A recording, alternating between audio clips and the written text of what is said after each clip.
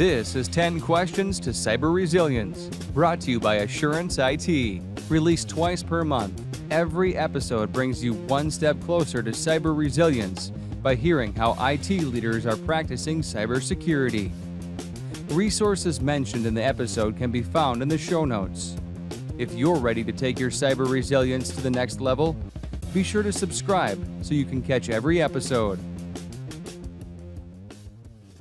I want to start by asking you, introducing yourself, of course. So who is Heather? And tell us a little bit about your role and responsibilities at BigID. Sure. And thank you for having me here as well. So my name is Heather Federman. I'm the Chief Privacy Officer here at BigID. And I essentially function as our leader internal data privacy program and everything that has to do with that. In addition, though, as we are a company that has a privacy solution, I work very closely with our product team on strategy and development. I work with the marketing, sales folks on business development, and I basically get to be our privacy evangelist. Wow. Okay. Interesting. It's an interesting title. I really like the Chief Privacy Officer. Can you talk to us about some of the, your highlights both here at BigID, but throughout your career? Because I've looked through your resume and you're pretty impressive. So maybe some of the big accomplishments or highlights that you can talk about. Yeah, I mean, I'd say I kind of have different ones at different points in my career.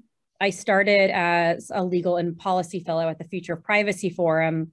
And I think for me that for a highlight was really getting the chance to work on like a voluntary code of conduct. And at the time it was around mobile app transparency. It was with the NTIA, which is a subunit of the Department of Commerce in the States. And I've just never seen so many adults argue over like one document the way that they did. So it was this huge lesson in how to work with people. And the fact that we even did something, to me, was an accomplishment. And for me, I was part of leading that for our organization, coordinating, leading that process. So it was a really huge kind of trial by fire experience. I mean, I was at American Express then. I was on the global privacy team. And there I got to be part of initiatives like when we were doing Apple Pay and Samsung Pay and Google Pay. And so it's just, to me, it's just kind of cool to see how like these are just like, it's so easy when we think about it now. Like we don't think twice about it, but at the time it was such a big deal. And then after that, I spent a good amount of years at Macy's, Bloomingdale's as a director of privacy and data risk. And I know this might be like a silly example. One of the big things I was tasked with was actually updating our privacy statement. And it was a huge thing because for that, you have to get agreement from all these business stakeholders to say we are okay with what's in your privacy statement, because it's essentially a public contract that you are having with the public. Right. And while I think like 0.01% of people might actually read these things, well, some of the people that read them are plaintiffs, attorneys, and regulators. So you really need to make sure that everything in them is okay. So getting all of that consensus, and then even just the agreement to have a notice on your website saying, hey, we've done this material update, we need to let you know about it. Again, it was just this huge exercise in consensus building and getting this done right for the company. And then also just another highlight from that career, from that role, was creating a privacy champion type program, because Macy's is a massive company and we were a very small, nimble team. So basically embedding privacy experts within the business. So, and not expecting them to necessarily be experts in privacy, but training them enough that they could kind of pass that smell test to say, this doesn't seem right. Let me notify the privacy office about this. So to me, that was also a huge success. Here at BigID, anytime we launch some sort of privacy product or application, I feel a sense of pride with it. I work very, very closely with the product team. I know how much blood, sweat, and tears that they put into what we're doing. They genuinely care about making this right for our customers, which is essentially me. So I'm usually in beta mode and testing these things out. So anytime it's out there that we're hearing positive feedback, I take immense pride in the product, in the team, in the company. That's amazing. Yeah, you mentioned something really interesting, Heather.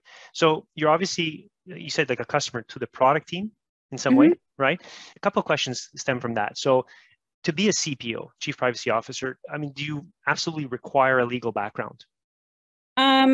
I don't think so. A lot of folks in privacy do have a legal background, but it's certainly not a requirement. It helps to understand the law. But again, it also really helps to understand how data flows, how technology works. I mean, I could easily see in the next 5-10 years, folks from more of an engineering background to start filling that role of chief privacy officer. I think it depends upon the needs of the organization, and it almost matters less where you're coming from and more where you're at right now. And I mean, to me, I've never actually worked as, even though I have a law degree, I've never worked as a lawyer or an attorney. Interesting. Okay. Which is funny to me, but because of that, also, I take a very practical approach when it comes to figuring out some sort of privacy challenge.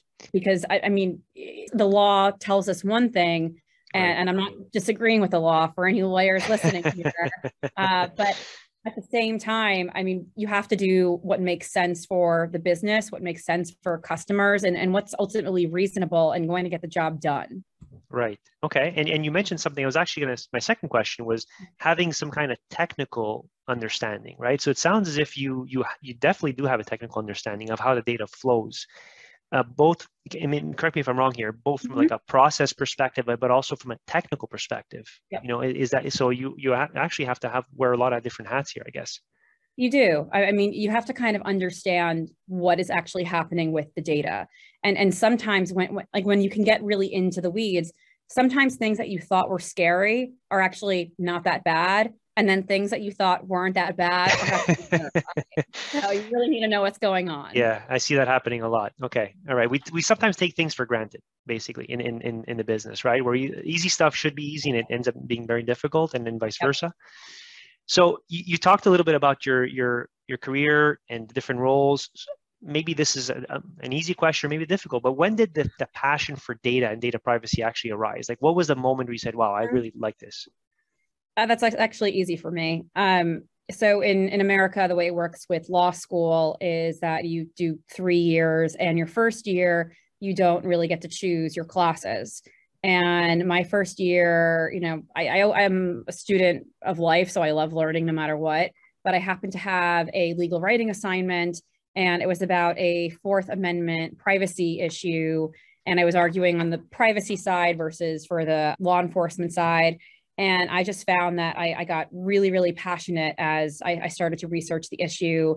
And the way it works with the American jurisprudence is that you're constantly looking backwards. So we're comparing a cell phone to a laptop, to a briefcase, to a cigarette holder. I'm like, this is insane. Like, the iPhone had just come out, and like all your data is on this tiny little device. So I kind of just, and then, so because I cared so much, I actually did really well in the writing part of this assignment. And then there was a oral argument you had to do. And again, I cared so much that I just I put my all into it, and I really cared. Amazing. And I kind of just decided then and there that I'm like, all right, if I'm going to be doing this legal thing, then I'm going to focus on privacy, and that's going to be that. That's a good story. Yeah. And actually the best part is, I think it was like 7-ish years later or something, I saw that the Supreme Court unanimously affirmed the court case that hypothetical was based off of in the way that I argued it. So it was like a life-affirming moment. It was pretty great. That's amazing. Congratulations. Yeah. That's awesome. Good for you. Good for you. So I can tell the passion when you speak about data. So that's great. That's great. A lot of professionals have a tough time finding that passion, which is great for you. My next question is more around the actual role, the chief privacy officer role.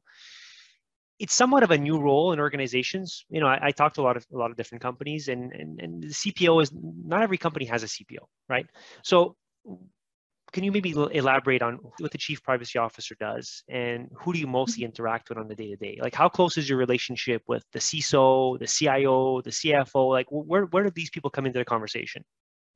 So, I mean, to me, CPO, the chief privacy officer, we are responsible for any policies, programs, communications, and training when it comes to data handling.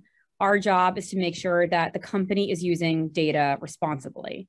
And this role has been around for some time, but definitely with the advent of legislation like GDPR and in states and whatnot, there's been a huge shift in how many people are now entering this field.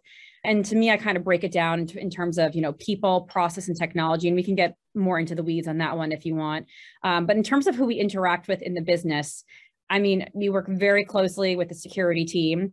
Right. And the metaphor I like to use here is that security might be the one in charge of the pipes and making sure that, there's no leakages with the pipes, nothing's getting into the pipes.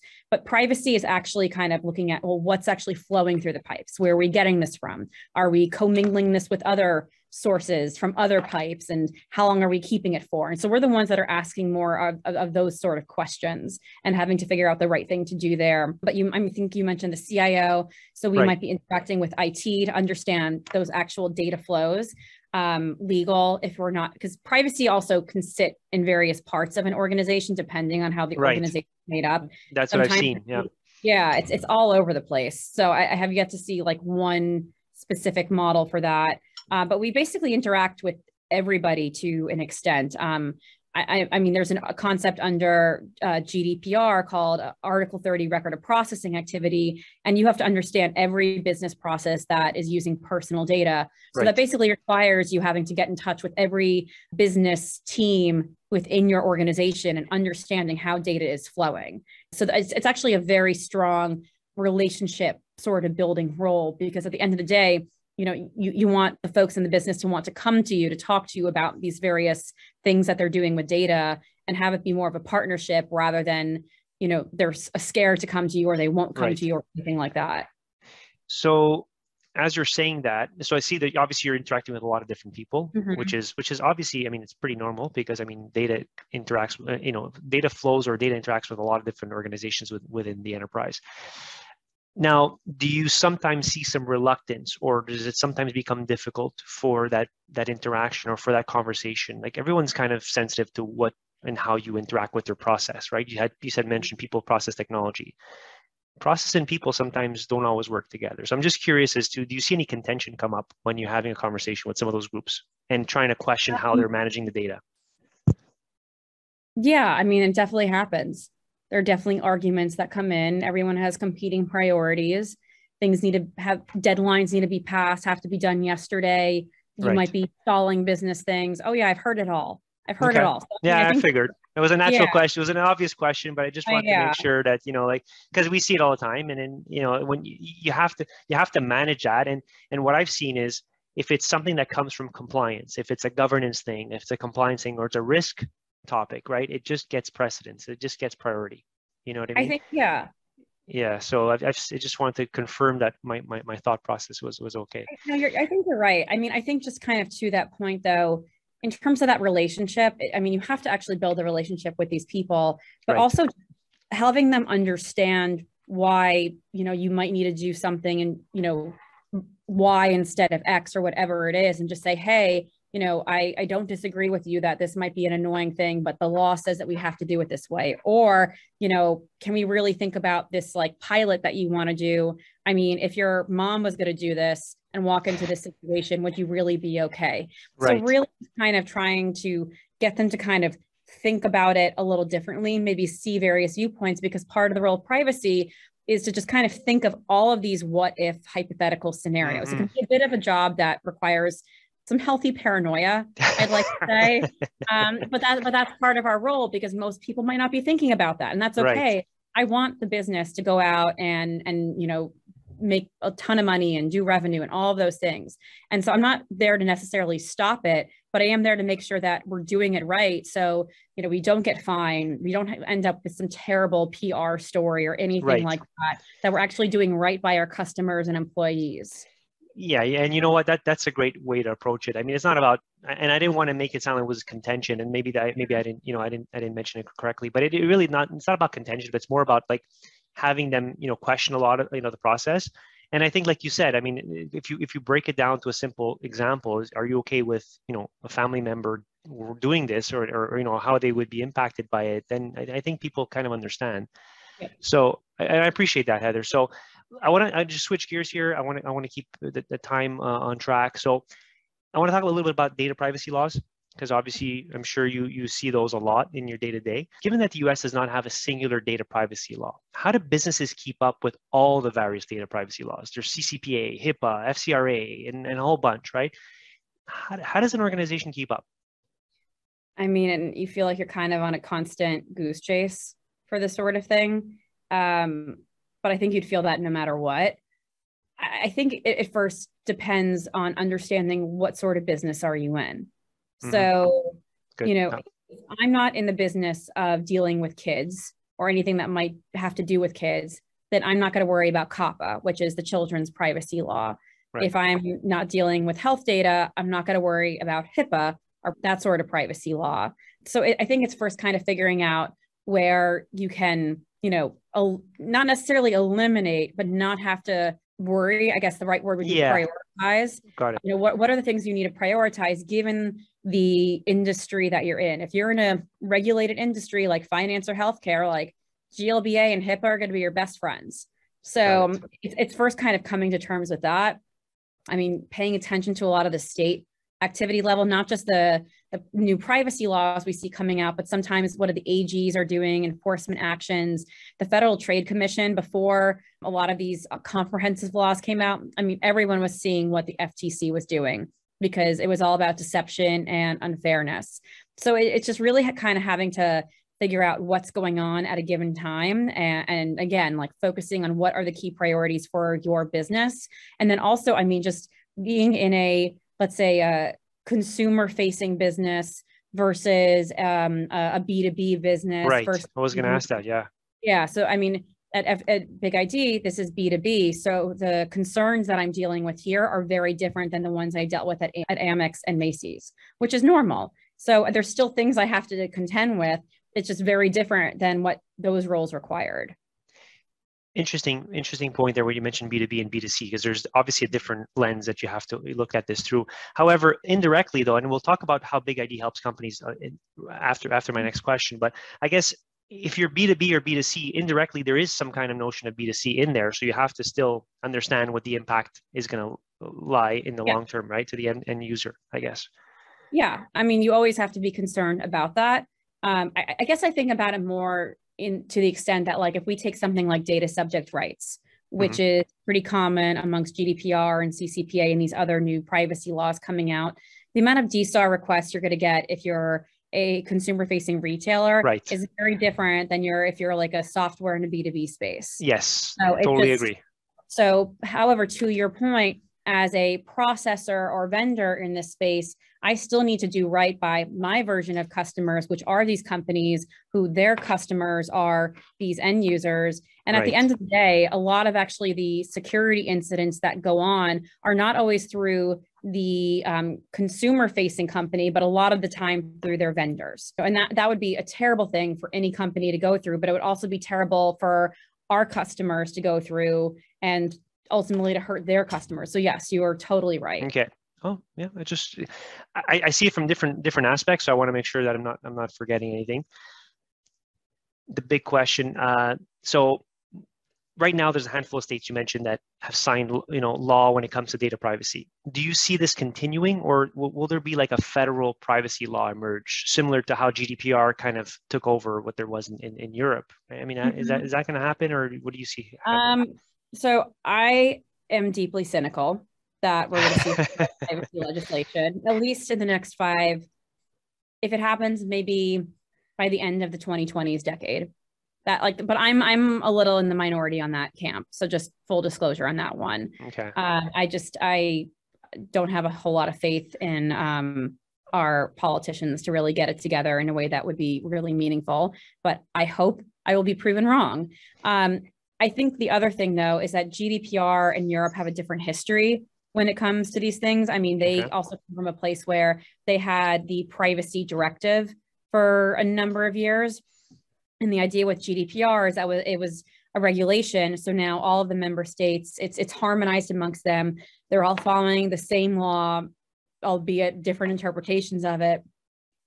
And it's enforcement with much more teeth, thanks to the fines that they have. And each member state has their own DPA, whereas here in the States, even though you're seeing these new states popping up with their privacy laws, it's up to the attorneys general of each state to enforce it. And the AG has a ton of other competing priorities that they're dealing with. So, I mean, we'll be lucky with each state. I mean, and granted, they might come out and say like, oh, we really care about privacy. And I believe that they genuinely do, but they have competing priorities. They have a limited budget. So we'll be lucky if maybe we see like 3 to 5 enforcement cases a year. Okay.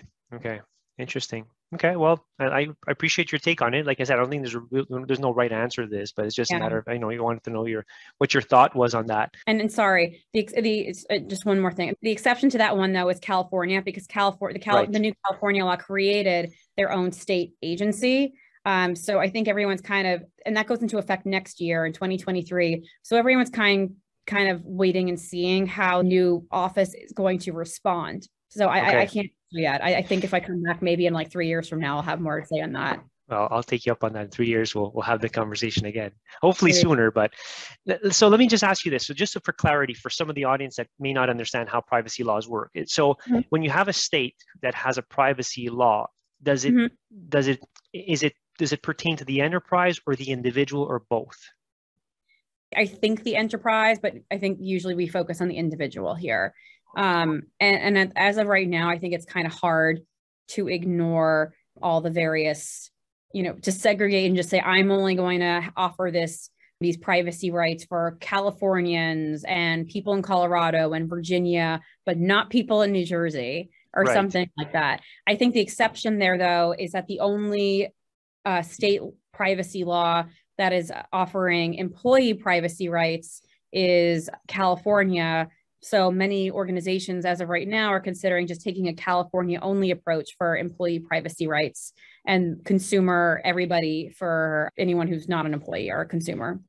So let me give you a concrete example, or so I can understand this as well. So if I'm a citizen of New York State and I do business, or I conduct a transaction with a company who's based in California, as a citizen of New York State, am I protected because I'm doing business with a company in California? If something happens, I mean, technically a strict reading of it, I would say maybe not, because you're in New York. Okay. But I would like to think that many companies are just taking let's just offer this to everybody in America approach. An umbrella approach, yeah. Yeah, the umbrella approach, and many organizations are. Okay, it's good to know. It's because it's a practical example, right? And a lot of customers, we have similar things happening in Canada here as well, and we're seeing that the individuals of the state are protected under certain laws. But then what happens if you're an individual from another province or another state? So, practical scenario. So Heather, I got one last question, or my second last question, perhaps, is this is a big one. How does BigID, or how does your team help companies keep up with data privacy challenges? We're a partner here at Assurance IT of BigID. We love the solutions. We think you guys are awesome. But talk to us about the solutions you offer customers and clients and the organizations, and how you're helping them. Sure. So one of the things I actually love about BigID is that before I started here in my training, it was always about knowing what data that you have, that I can't really take action on my data. I can't protect my data if I don't know what I'm dealing with. And BigID takes that theoretical concept and makes it a reality. Through our advanced machine learning capabilities, we are actually able to know what data you have. Our coverage is unmatched, structured, unstructured data. And there's lots of various things that we can do in terms of understanding your data assets. And on top of that, sit various applications and features that are useful for the privacy, security, and data governance domains. So specifically with privacy, you can take that data discovery knowledge and create an entire inventory of all of your data assets. You can use that to help fulfill a data subject rights request in whichever jurisdiction you need to fulfill it, and whether it's on the back end that you need to get this data together, or if you want a front end privacy portal to manage the workflow and all these requests, we have that as well. We have a data-driven record of processing activity, a ROPA app, and it's powered by the data that you have from that inventory, so it updates in real time if things are materially changing. We also have a PIA app, and it's the ability to customize various PIAs, because when I was working with the product team, for me, I said the way that I want to do a PIA here at our B2B company is going to be very different than one of our customers in financial services is going to want to do this. So that's just a smattering of some of the applications that we have. And also the great thing is, we started on the enterprise side, so really working with large businesses. However, we also saw that there are a lot of smaller, medium-sized businesses that are out there that also need privacy solutions. So we have a whole smattering of offerings called under SmallID, where you can do discovery for any cloud-based sort of apps or sources that you're using, as well as doing the assessments and doing the DSARs and consent and preferences and whatnot. So it's an extensive platform, and I feel like I've only touched upon like 1/10 of it, but just, off the top of my head, I just love the range of everything that we're doing, and really that it's a platform-based approach. So it's not like you're just getting one solution, you're getting this whole suite of offerings that you can do within BigID or within our third-party app marketplace. Interesting. Yeah, no, I like that. And you touched upon something that's really important for us. So, I mean, not all companies can afford or can go for the big ticket item, and BigID really is designed for the enterprise. It really is designed for larger enterprises. But the fact that you guys have introduced SmallID helps some of those smaller organizations who don't necessarily need all the bells and whistles of what BigID offers. And you can correct me if I'm wrong here, but SmallID does offer a large enterprise solution for smaller organizations who may not need every single feature and functionality in there. And that's one of the reasons why we like the fact that we can work with a solution, because oftentimes some of those mid-market companies will be left behind because they can't afford, or they can't permit themselves to have such a large solution in their environment, which is very valuable, don't get me wrong. It's just that they can't attain it. So the SmallID solution, paired up with the BigID offering is to me and my team, we find that very interesting.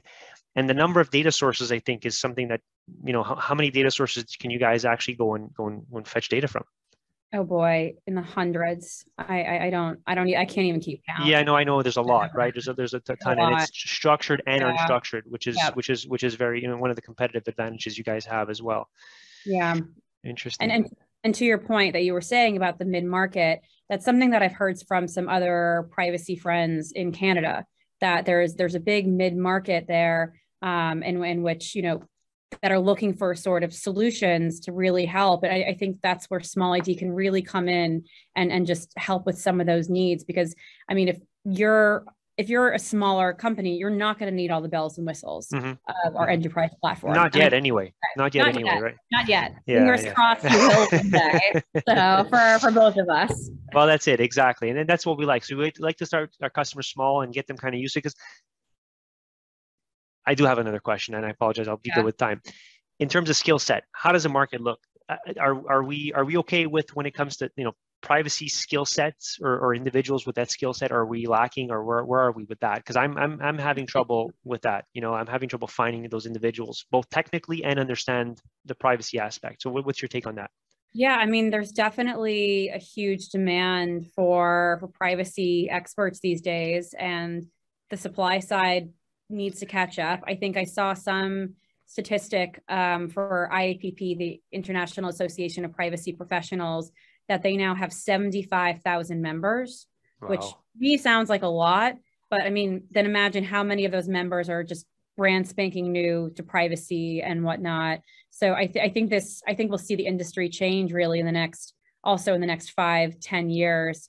And a huge part is because of all these regulations that are coming out. Of course. And that some of them actually require that you have some sort of internal data protection officer.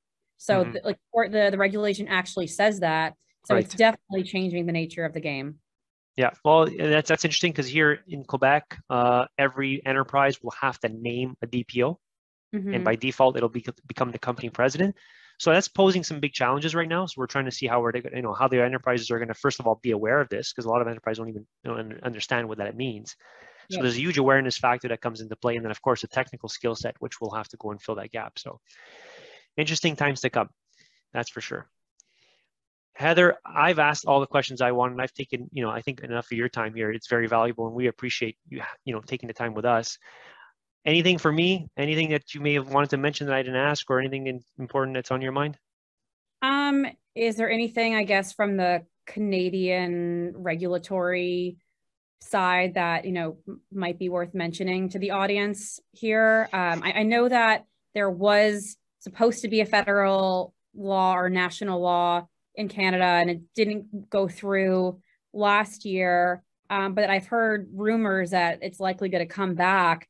And at least the older version of it, I mean, it was very GDPR-esque. It would have been considered one of the strictest data protection regulations in the world. So I'll be very curious to see if there's any traction on that in this year or next year. So the federal law, I can comment on that because I've done some homework on that, and we have a team that's dedicated to privacy here. So Bill C-11 was the one that was tabled at the federal level, and I don't think it hasn't made its way through yet, but they are looking to reposition that one. Here in Quebec, they've positioned or a revamp of Law 25, which is going to include the new legislation, new law. And that has been put on the table, and that's actually going to be in effect as of September 2022. And it is very GDPR-esque, and it does have tremendous penalties associated with it. So will the Canadian federal, law adapt some of the pioneer or the avant-gardeness of the one that's been put in Quebec? Who knows? Remains to be seen. But yeah, I agree with you 100%. I think it's going to come, and it's going to, and businesses need to get ready. And one of the things that we see is a lot of businesses in Canada already do business with companies in Europe already. So they have a notion of what GDPR is, and they have a notion of how data privacy works already. So that's already putting them ahead of the game. But from what I gather, there's going to be some modifications or moderations to that law. So they're going to have to make sure that they're ready for it. So interesting times ahead for sure. And I mean, that's one of the things we do here. We take data privacy and data protection very, very seriously. So that we believe that they go hand in hand. It's not only a technical solution, but now it's more, like you said, people, process, and technology. So I think we're on the right path here. And again, I appreciate you taking the time, Heather. If ever, you want to do this again in the near future, we can rediscuss where the state of affairs is in 6 months. More than happy to have that conversation. Yeah, happy to. Happy to. Thank you for having me, Luigi. It's a pleasure, Heather. So with that, I'm going to say thank you.